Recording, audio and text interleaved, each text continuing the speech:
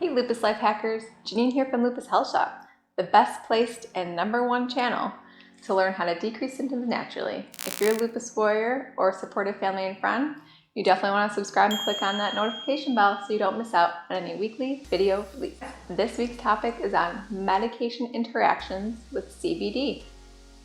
Let's dive in.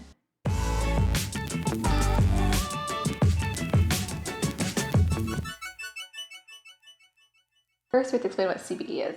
CBD is a cannabinoid, just like THC is a cannabinoid. That means that they are compounds of the entire cannabis plant. And the cannabis plant has like hundreds, if not thousands, of different compounds. In fact, companies are making hybrids of different plants so that they can help with other ailments and specific ailments that would be more beneficial, like one's for migraines, one's for joint pain, one's for anxiety. There's all different kinds. But first, most important, make sure you can take it and it doesn't interact with your medication. Cannabinoids react in our body differently than pharmaceuticals. And that's because we have an endocannabinoid system. We don't have a pharmaceutical Zoloft system, if you catch what I'm saying. It's natural, it works better. If you get the right strain, it will be your saving grace. And that's exactly why CBD has such profound effects and such positive effects for people who are suffering with a multitude of symptoms from autoimmune diseases and from other chronic conditions. Did you know in November 2017, the World Health Organization has deemed CBD, I quote, has a good safety profile, and adding that there was no public health related problems associated with the use of pure CBD. So that means if you're having a reaction, A, you actually might be allergic to it, which is rare but does happen. That's something to be aware of.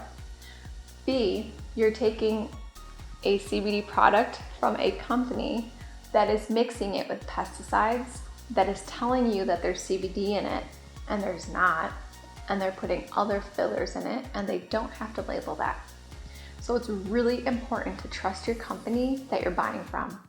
If it's a pyramid scheme like HempWorks or any other type of company, I would just run the opposite direction because they're known for not doing what's best for the consumer.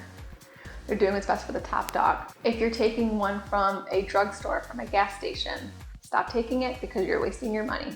No high quality, there's no testing.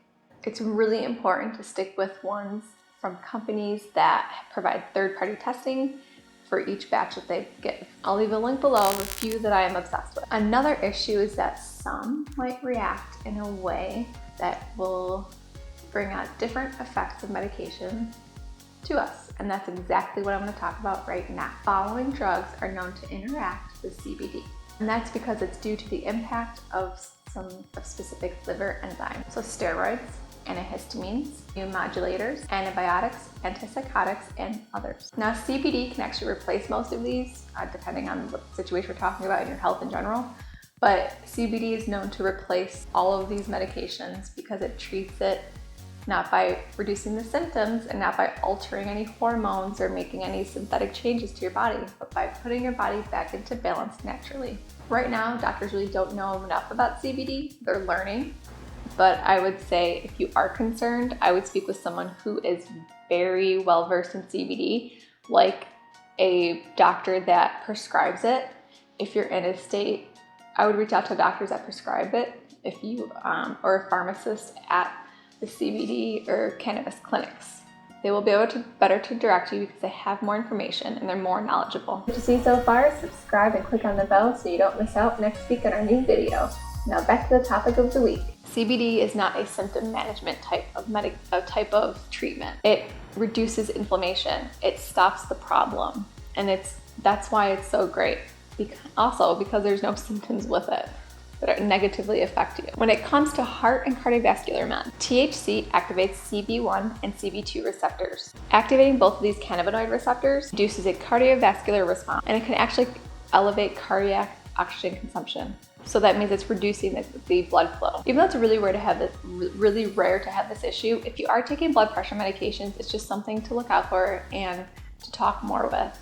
to ensure that you are aware of all of the possibilities. CBD can interact with statins and beta blockers as well. So when you eat or inhale CBD, it can actually stop cholesterol meds from working correctly as well. This leads to medication being stored in your body and it's circulating throughout your body even longer than it's supposed to. If you're on warfarin or any blood pressure meds, CBD actually intensifies those effects, which means you could probably actually lower that dose. It stays in the body longer and it can give you a risk of bleeding. So that's why if you are taking any CBD products, it's important to stop it before you have a surgery or procedure done. At least, I think like 2 weeks to a month, I'm not sure. But double check with the anesthesiologist. Not all antidepressants interact with CBD.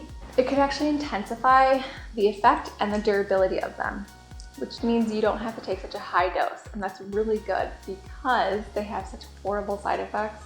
It's really rough to be on and it's very hard to actually get off. CBD can be a really good balance in helping you decrease that medication. Although it's really important to be aware, depending on the strain of CBD or cannabis, it can intensify those effects, those sedative effects. So it can actually make a medication worse if you're taking like benzos or something like that. So it's really important just to be mindful of what you're taking, how much you're taking, and what effects you feel.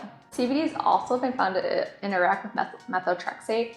I'm not sure exactly if it's the higher dose or if it is lower doses that we take for lupus, but it's something to consider because CBD is usually taken in conjunction with chemotherapy medications.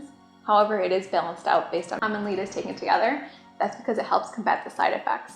So I wouldn't stop it. I would just work with your doctor or work with someone who is very knowledgeable in that field. What it does exactly, CBD can inhibit the methotrexate in your body, which means it's building up and those toxins are floating in your body a lot longer than they should be.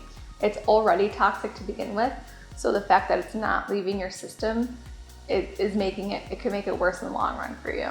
Make sure to adjust the dose of your cannabis or your CBD and the chemotherapy or immunosuppressive drugs. That way you can take both together and help alleviate side effects that you would experience with any chemotherapy. Now, if you use topical CBD for any muscle pain, joint pain, or any rashes, you are much less likely to experience any problems. It does absorb in your skin in trace amounts and it can go through your bloodstream. However, it's very small trace amounts. So that's something that I wouldn't be too worried about. It's more if you're ingesting it. Have you heard of mixed reviews on paleo diet with lupus? Some claim that it's very dangerous and maybe they're right, but I have even more interesting news for you. Next week, I'm going to tell you exactly what makes paleo dangerous and what makes it the best decision for you and decreasing your lupus symptoms. Make sure to click on the notification bell if you haven't already by going to the profile of the channel.